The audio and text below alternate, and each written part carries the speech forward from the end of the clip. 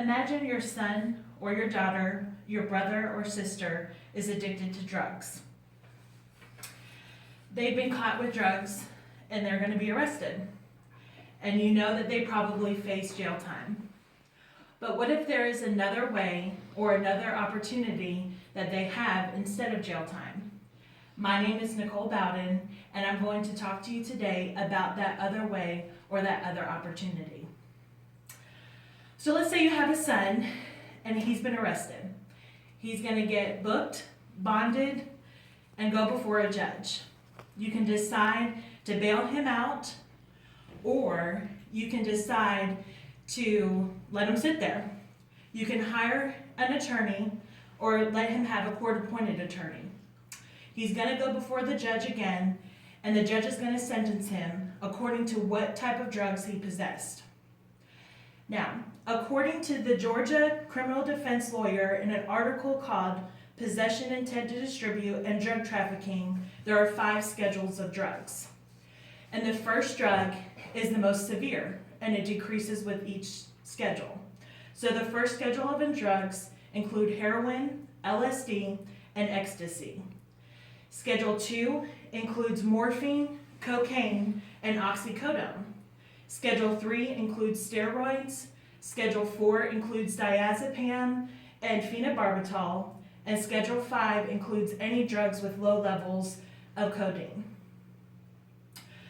Depending on what schedule of drug he was caught with is how they'll determine the sentence.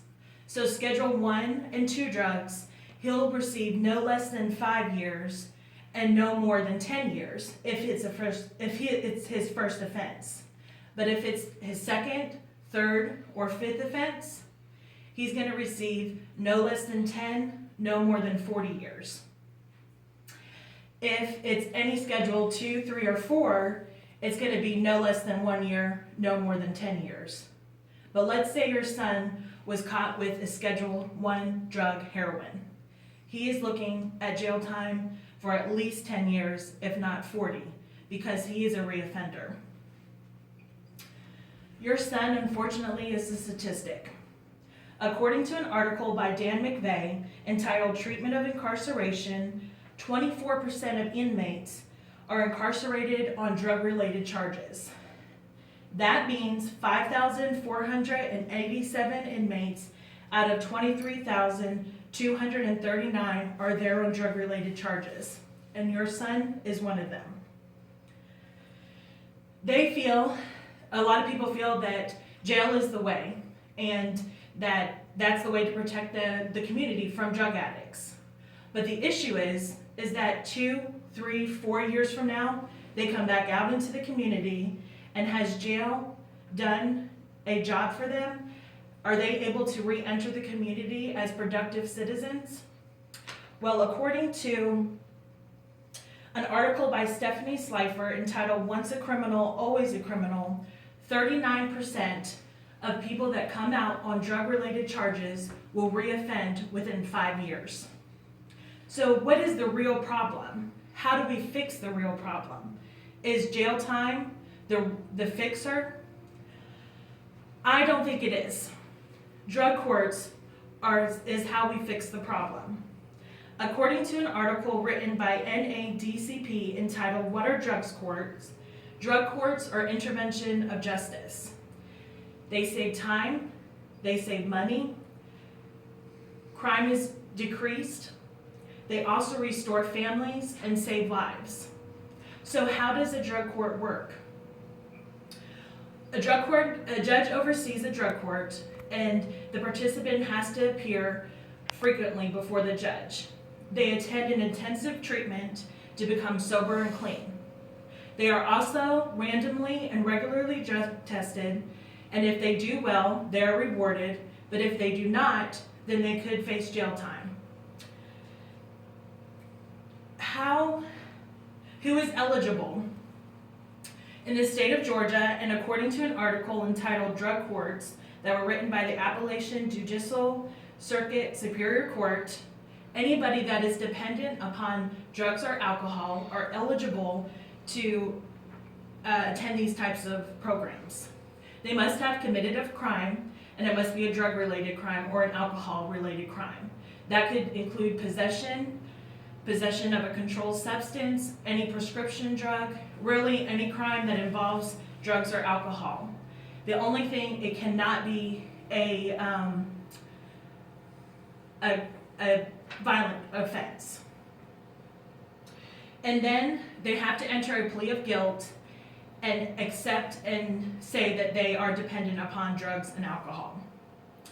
So do we even really need drug courts? Is jail the answer? Well, right now today, there are 1.2 million people locked up in jail that are drug addicts. So, is jail the answer? As you know, I am a paralegal, and we have drug courts in Liberty County, and it's ran by a judge by the name of Judge Stewart. And he volunteers his time and is not paid for his services. One morning, we were sitting there waiting for a divorce call, and drug court happens in Liberty County at 8:30, and regular cases start at 9. And we were there early, and he was having drug court. There was a woman there that was approximately 45 to 50 years old, and she was a reoffender. Her husband was sitting in front of me, and he felt like this was her last chance to overcome her addiction. So they sentenced her to the drug court program. I don't know the outcome of this story, but what I do know is that she was giving a second chance, and hopefully that man does not have to see his wife die.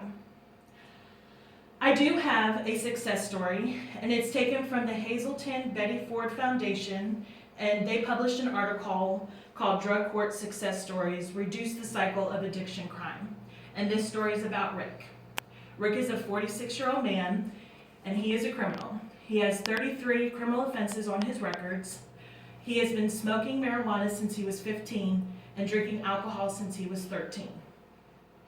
Rick was picked up on his 9th operating while intoxicated charge. He appeared before Judge Lisa Stark, and she could have sentenced him to jail, but instead she sentenced him to 3 years probation and the drug court program. He had not been sober in 25 years before 4 months, and that was the time which he spent in jail. Within the first month, he stopped drinking alcohol. Within the second month, he had gave up smoking marijuana. Today, he has been sober since May 10, 2005. He is not relapsed, and he has custody of his 13-year-old daughter. What if Rick was your son? He was given a second chance, and he took that second chance, and he succeeded. Jail is not the answer for drug addicts. Drug courts are the answer for drug addicts. I urge you to take action. Support the drug court that already exists in your community, or take action and support one that needs to happen in your community. I'm going to leave you with the words of Judge Edward Brunner, and he is a drug court judge, and he says, jail doesn't work as a rehabilitative tool, and sometimes jail creates more problems than it actually solves. Thank you for your time.